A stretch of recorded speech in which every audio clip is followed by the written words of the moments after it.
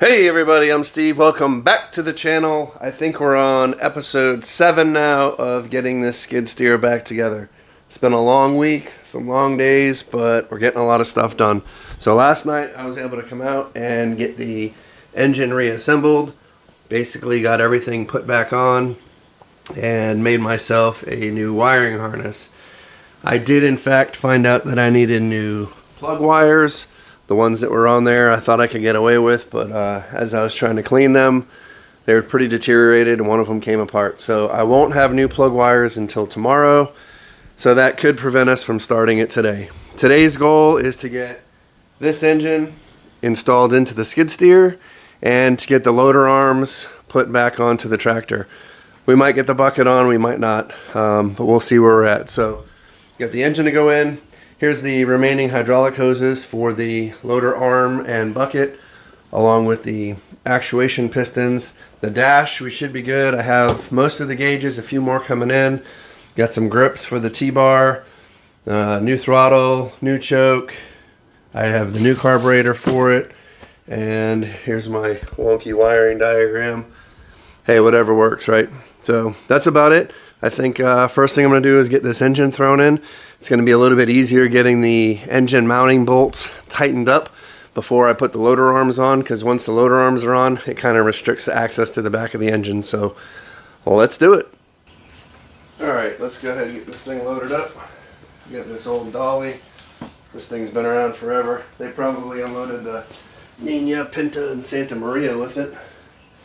I use this moving blanket to hopefully reduce the paint damage. This engine weighs a ton. I don't know how much, but it is not easy to maneuver around. Not so bad doing this kind of stuff, but it's not going to be fun lifting into the skiddy, that's for sure. I'm not looking forward to that. That should be good. Oh man. All right.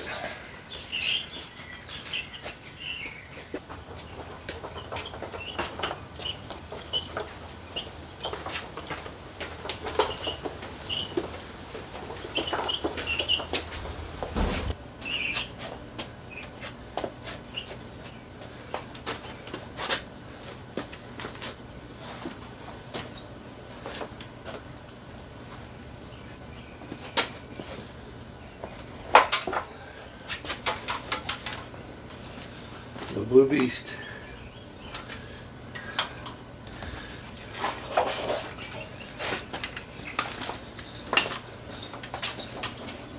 So before I can put this engine in, I'm going to take some of my ever favorite Lucas Red and Tacky, and I'm going to put a light coating on the pump shaft splines so that I can install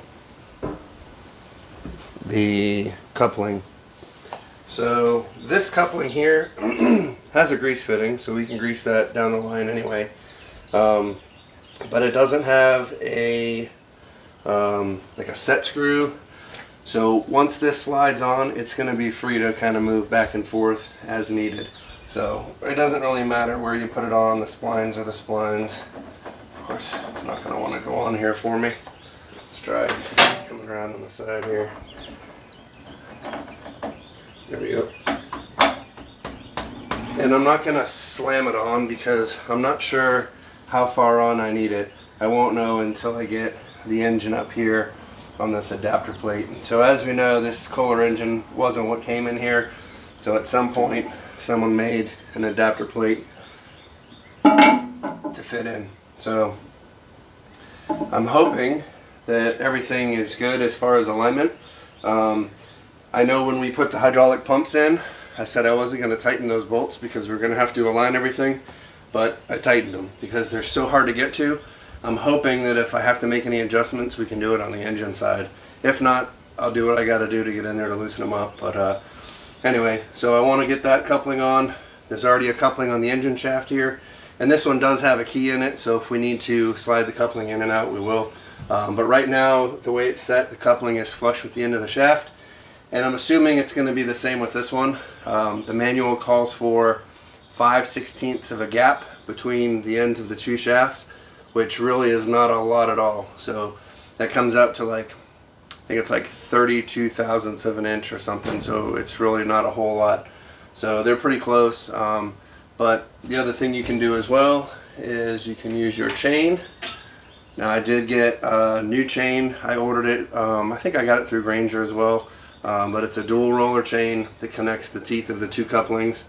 So this chain should basically lay right across those sprockets. You shouldn't have any binding or have to hit it on or anything. It should fit nice and easy. So with that being said, here comes the part that I have not been looking forward to the most, and that's lifting this behemoth back up in here. Like I said, I don't know the weight of this thing, but it is not light by any means. So I just want to make sure I don't have any wires sticking out that are going to hang up in anything and make it even that much harder for me. And let's see if we can get it in there. So this adapter plate is just sitting in here. It's not bolted down. So that could help or hurt, but the bolt goes through the engine block, the adapter, and then into the frame. So I really can't bolt it down now. I'm wondering if it wouldn't be easier for me to just set the engine in there first and then put the adapter underneath. I don't think it's really going to matter one way or another, but let's try that. I think that might be, then at least I don't have to deal with it slipping and sliding around. So might scratch a little paint on here, but it is what it is. That's what they make touch-up paint for. And I'm hoping that these exhaust pipes will support. And there's 6 bolts in there, so we should be good. And I believe that's how I pulled it out. Speaking of pulling things, let's hope I don't pull my back out. Alright, here goes nothing. Lift with the knees, right? Oh, golly. I know it fits. There we go. Oh, man. Alright, not too bad. How's the blue look? Kind of crazy. Alright, I'm going to go up here and check the gap on the shaft and see if we need to move that pump coupling forward. Quick shout out to Matt at Matt the Scrap Whisperer. I believe he's the one that told me about these Husky foam mats, and I forgot that I had one, and it definitely saves a bit on your knees. So what you didn't see was that I had to pull the engine back out again and put the adapter plate in and then lift the engine on top of the adapter plate. I tried just lifting one side and sliding it in, and that was a no bueno. So pulled it back out, put the adapter plate in, set the engine in, and now we're pretty close. I was able to use some of these little pry bars and screwdrivers to get the holes lined up. So we got to get through the frame, the adapter plate, and the engine mount itself. So these back two, there's plenty of room to just put the bolts in from the top, but the ones here in the back just wasn't enough clearance, so the bolts had to come from the bottom up with the nuts on top. Now typically that's not ideal in the event that the fasteners and hardware loosen up with the bolt at the bottom. The bolt will drop out and now you have nothing. Whereas at least if the bolt's coming from the top and the nuts and washers loosen up and fall off, then you at least still have the bolt hopefully in place, holding it in place. I have all new hardware here. I use nice flange washers on each side, as well as a lock washer, so hopefully we won't have that problem with it loosening up. So with that being said, let's see if we can I'm going to try to get you zoomed in here and take a look at this coupling so you can see what I'm talking about. Zoom in a little more. Let's see. Alright. I want to try to get it. Sorry. There we go. Alright. So here's my engine coupling on the left, the blue side, and the pump coupling on the right, the green side. So I don't know if you can see it in the video, but I know you can obviously see that the pump is sitting higher than the motor. And it's hard to see in the video, but there's actually a bigger gap up. Let's see if I can get my finger in here. Oop, too far over. Where's my camera lens? There we go. There's a gap up at the top here, and the bottom is a lot closer together. So what that's saying is the vertical angularity is off. So I think what I can do is there's an adjustment up here at, let me zoom back out because it looks like under the giant here. There's an adjustment up here at the front of the pump that I can move the front of the pump up and down. So if I raise the front of the pump up, it should close that gap at the top of the coupling, so that we have a good 90 degree. It looks like the engine is sitting straight. I know the frame's not bent, the adapter plate was straight, so I think we can get rid of the vertical angularity by lifting the front of the pump. And then the offset, the vertical offset like we talked about, is just the engine as a whole appears to be sitting too low. What we'll do is we'll get the angularity straight first, because as we lift the front of the pump and drop the back of the pump down, that vertical offset might go away. In fact, I know it will a little bit. It's just how much, you know, we'll deal with that. So with that being said, if there's still a little bit of vertical offset with the motor is still sitting a little bit too low, we can simply put shims or washers between the engine and the adapter plate to take up that room. So you should be able to put a straight edge on any two spots of your coupling, 90 degrees up from each other, and they should be straight. And then again, they want you to use your good old feeler gauges here, and you should have about 32 thousandths of an inch between these two couplings. And you want to make sure there's at least 32 thousandths of an inch between the two shafts as well. Obviously, once we start it, we'll monitor it and check for any abnormal noises. Just for fun, I'm just going to lay this new chain across here and see how far we're off. Yeah, so I think, I hate to say it, but I think that book is wrong, because I have my 32 thousandths gap right now, and that chain won't even fit in there. So, with that being said, we'll resort to plan B.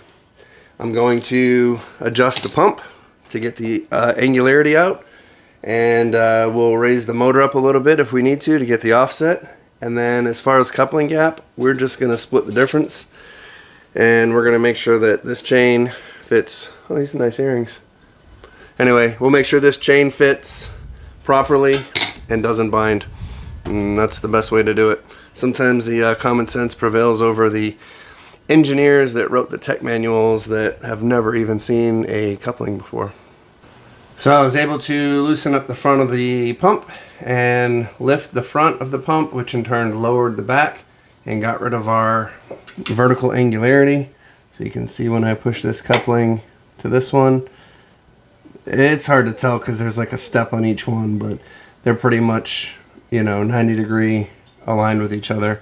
The gear teeth aren't quite lined up because you just got to turn the engine, but anyway, so we still just have a little bit of the vertical offset. I'm going to try to see if I can show you. I think if I put one washer underneath all four of the engine feet, that should lift the whole thing up enough to take care of that and at least get it pretty close. You know, the closer the better, but at the end of the day, it's a chain coupling. It's not a rocket ship. Definitely doesn't go as fast as one.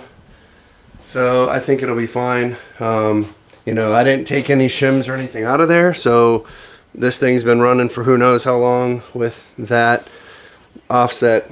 There is no adjustment in the back of the pump to raise and lower the pump in the back end. So really you can kind of just change the angularity of the pump, and then the motor is the one you have to change the offset with. So it's been like that. We're gonna make it better, so hopefully it should be good. But that blue really pops with the green. Alright, I'm gonna get these washers under all four, get it tightened down, and struggle putting this chain on. Yeah, buddy, like butter. Chain just lays right on there.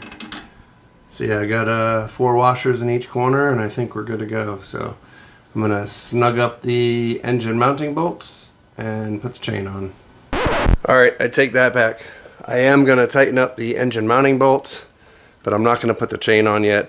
I might dry fit it just to make sure everything lines up properly, but again, we want to be able to start and run the engine, get it running good, get the carburetor adjusted, and know that there's no issues with starting or stopping the engine before we hook it up to the hydraulic system. So we'll deal with one problem at a time, hopefully. And that's pretty much going to do it for the engine portion of this. There's still lots to do that I'm just going to do on my own time. It's all very boring, including boring for me. So, you know, hooking up wires and gauges and running a new throttle cable and choke cable, that's nothing that anyone watching this is going to have problems doing. So I'll save you the pain and agony, and I'll just deal with it myself. So with that being said, the last big piece of this project is to get the loader arms installed and hook up the lift cylinders, tilt cylinders, and the remaining, I think, like 6 hoses. So I just kind of speed through, we'll get that done, and then that's going to kind of wrap it up for the video today. The next one that you see will be when she is complete in her glory. I'll probably do the first start and all that, but I want to get it cleaned up and get the decals on. You know, kind of want to save a little bit of that element of surprise for that final video. So with that being said, let's go ahead and get these arms on. With these arms.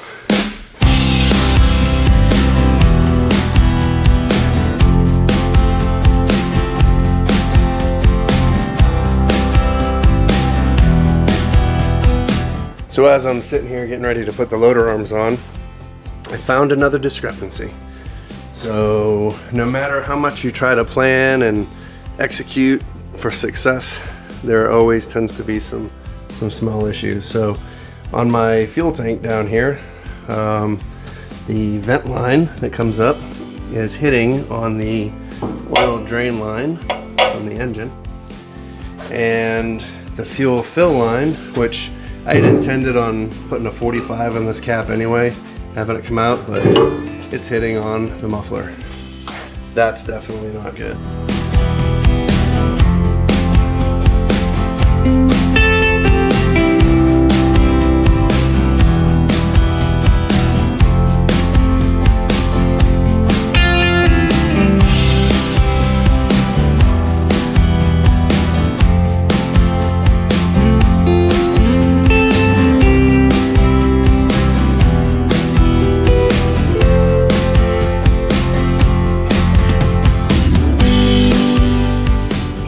Putting the loader lift arm pistons in is basically the same as any other pin. I've gone through with the Lucas Red and Tacky, and I've pre-lubricated the holes where the pins are going to go through. I will also put the grease on the pins before I slide them through, and same thing, there's a flange in the back that has a bolt that goes through this hole. So once this pin goes in, it gets bolted to that flange and locks it in place so it can't come out. The only other tip or advice that I can give you when it comes to installing hydraulic cylinders, and this goes for any piece of equipment, is at the pivot points at the back of the piston and on the rod end, there are grease fittings. You see this one here is at the top, and this one on this end I have pointing down, and that's for good reason. When this gets installed, you want to make sure that you're going to be able to access these grease points. So with this grease fitting pointed up, when it sits in this channel, I can access the grease fitting from the top. This end sits tucked up inside the end of the loader arm, so I want the grease fitting from the bottom, as it is here, so that I can access the grease fitting. If you have it on upside down, you're not going to be able to grease it. Not really a big deal, you just pull the pin out and spin it. These rod ends turn so you can adjust it where you need it. But just make sure that you do have your grease fittings in the proper orientation. Otherwise, you're going to go to grease them and not be able to reach them. Alright, with that being said, I'm going to go ahead and throw them both on.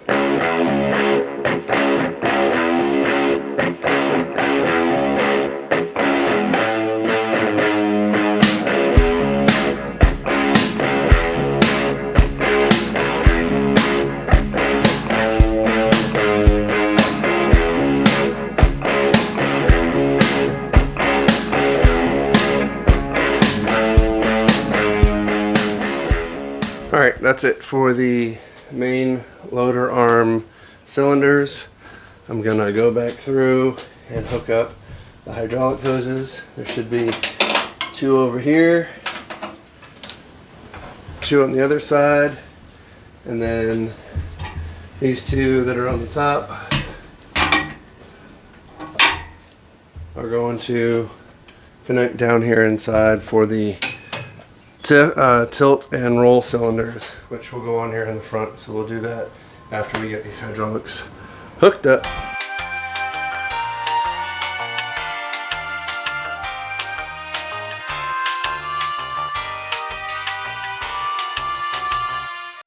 And we're down to the final 4 hydraulic hoses, and this whole hydraulic system will be closed up.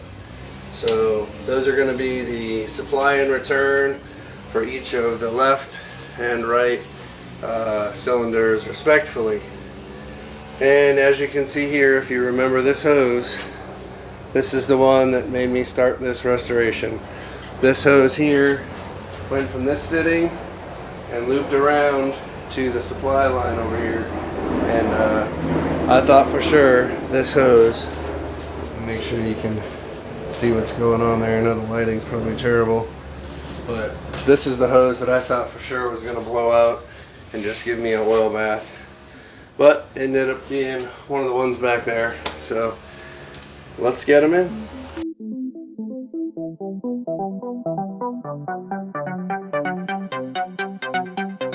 And there we go. The bucket, roll, tilt hoses are installed, and the hydraulic system is once again a sealed unit. So we got a lot of stuff done today. I mean, look at this thing. It's just about done. But I still have a ton of stuff to do.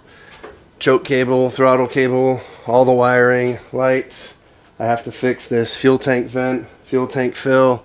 I have to get these rear covers on. Still have the loader, the bucket to install. So there's still a lot, plenty to do. Touch up paint. You know, sometimes at the end of a project you get to this point where you start to lose a little momentum, because it's just, they say the devil's in the details, right? So it's all the small things to make it just perfect how you want it. And it can be kind of time consuming, and it's not necessarily something that people are going to want to watch, because it might take me 3 or 4 more days to get those little things just perfect, right? Dotting my I's, crossing my T's. So with that being said, I think we successfully documented the reassembly of this skid steer. Again, the stuff that I have to do, the wiring and stuff anyway, is going to be different from machine to machine, so there's really no sense in that. But anyway, I think the next time you see this skid steer, it's going to be complete. This video, if you're watching it the day it posts, is going to be on a Saturday, which gets me back into my Saturday posting routine, because I tell you what, this last 7 days has been a nightmare. Daily uploads is crazy, right? So between putting the skid steer together, doing the video, editing, getting kids off to school, kids to work, making meals, household chores, laundry, cleaning, it's just a lot, right? Like, I need a vacation from my vacation. So I'm going to take the next couple days to really fine-tune this thing and get it right. So in 1 week, back on Saturday again, you will see this John Deere 70 skid steer in all its glory. Running, driving, decals, perfection. Don't worry, I'll get videos of the first time I start it and include those in and everything. But you know, I got to give you a little dramatic pause here. I can't just show you the final product, right? We got to let you think about it for a little while, because I want you coming back. So anyway, with that being said, thanks for watching. If you haven't subscribed, please do. If you have, thank you very much, and we'll see you in the next one.